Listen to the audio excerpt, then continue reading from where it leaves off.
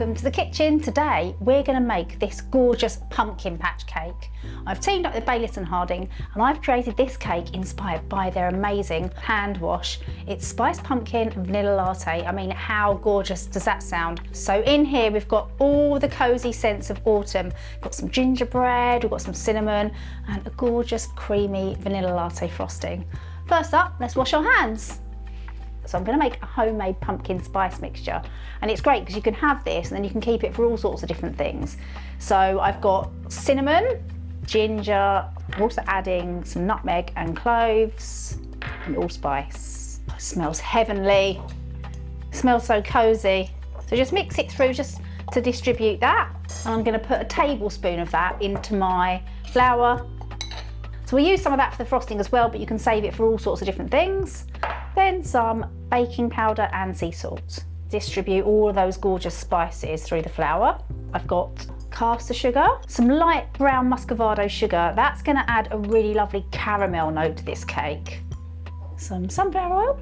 You could use other oils as well. You could use a light olive oil or melted coconut oil. Just whisk that through. Again, you will have a few lumps of sugar, but that will eventually kind of disappear once you've beaten everything together. And we're going to add our eggs. One, plop. This is such a gorgeous cake, and because we've used oil rather than butter, it's going to stay really lovely and squishy. It's a kind of similar to a carrot cake, but a bit more pumpkin-y. Final egg. So that's all lovely and mixed. Look at that. I'm using 2 teaspoons of really good quality vanilla extract, and that's just going to kind of really balance well with all the spices. And pumpkin puree. You can use canned or you can make your own. Look at the colour. Now just going to add our spicy flour into the mixture.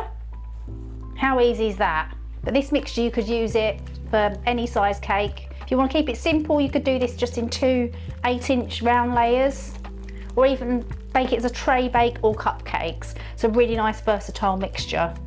You don't want to over mix it, just make sure there's no lumpy bits of flour in there. You want to line your tins around the side and the base just to make sure it doesn't stick.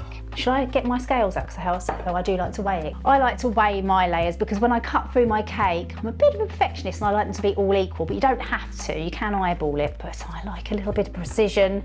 So it's going to be around about 480 grams per tin. It doesn't have to be exact to the gram, you just want to be roughly equal.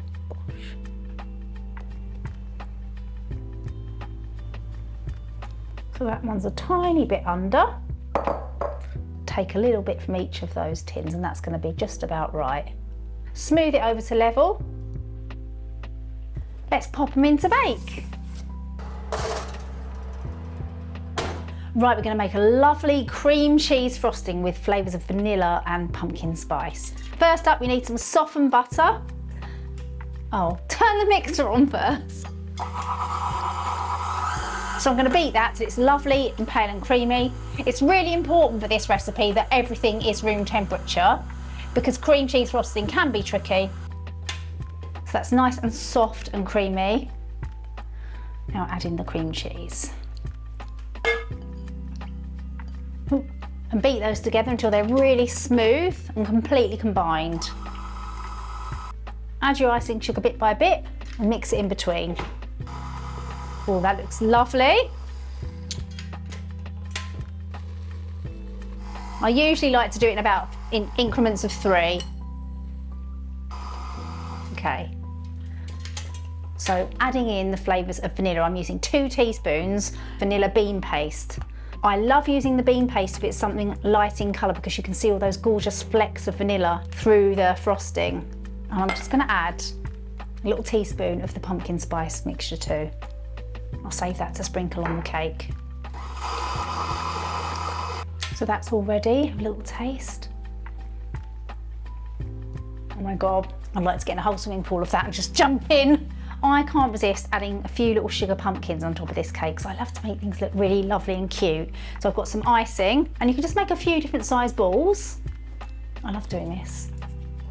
All you need is a cocktail stick, or you can use the edge of a spoon or a knife. Press randomly over the sides. I bet you're just dying to make one of these pumpkins, aren't you, Dan? I can see Dan over there like, I'm actually going to make them a bit more leafy on the surface. I think that might be more effective. I'm basically making this up as I go along, as you can tell.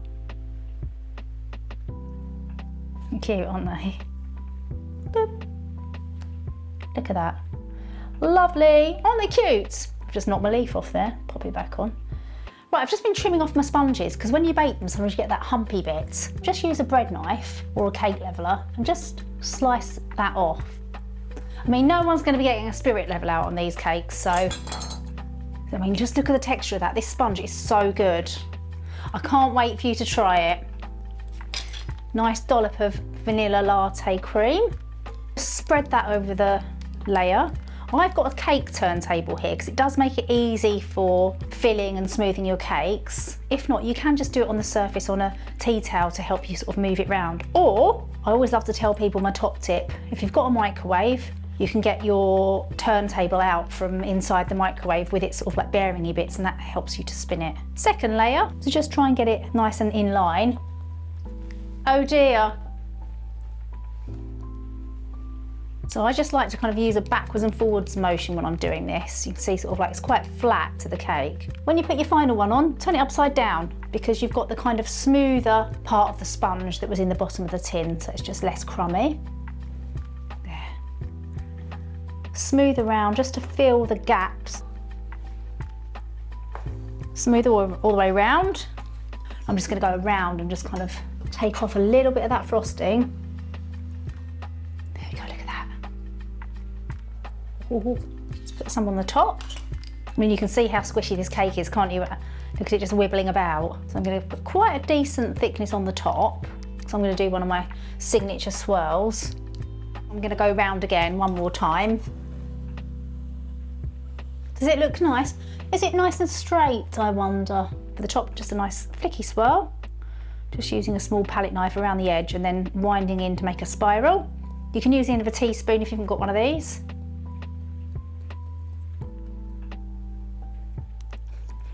Just going to use a little bit of my spice mixture. It's just gorgeous. Where's going to be my front, I wonder? There, okay. Actually, I'm going to wash my hands because I've got cinnamon on my fingers and we don't want to get cinnamon on pumpkins, do we? This is super cute. Look! Oh, so cute! Let's taste it.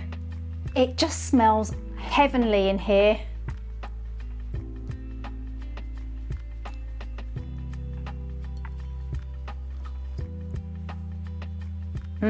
Autumn packaged up in one lovely squidgy, creamy, delicious cake. Everything you need to make this is just down in the caption below. See you soon, bye!